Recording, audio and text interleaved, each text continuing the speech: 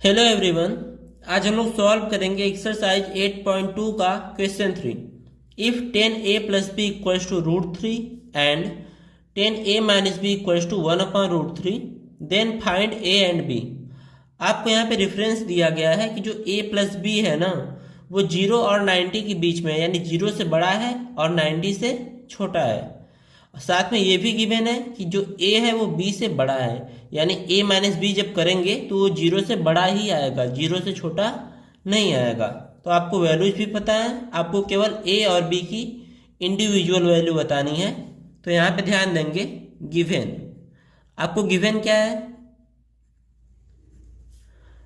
10a plus b equals to √3। अब ध्यान देंगे 10 की वैल्यू √3 कब होती है, यहाँ पे देखते हैं, ये रहा आपका 10, तो इसके लिए इसकी वैल्यू √3 कब होती है, 60 डिग्री पे। तो यानी 10 60 डिग्री की वैल्यू कितनी होगी, √3। तो ये हो जाएगा आपका 10a plus b equals to, इसकी वैल्यू कितनी होती है, 10 60। तो 10 10 बराबर है आपस में, तो a plus b equals to कितना होना चाहिए, 60 डिग्री। तो यहाँ पे a plus b equals to मिलेगा 60 डिग्री। इसको बना लेंगे इक्वेशन 1। ध्यान देंगे और भी कुछ दिया गया है, 10a minus b, 10a minus b equals to मिला है 1/√3। अब इसको सॉल्व करेंगे तो 10a minus b equals to 1/√3 किसकी वैल्यू होती है, जो 1/√3 होती है वो 1030 की वैल्यू होती है। तो यहाँ पे क्या लिखेंगे, 1030 डिग्री। तो यहाँ से a माइनस बी की वैल्यू कितनी आ जाएगी, 30 डिग्री।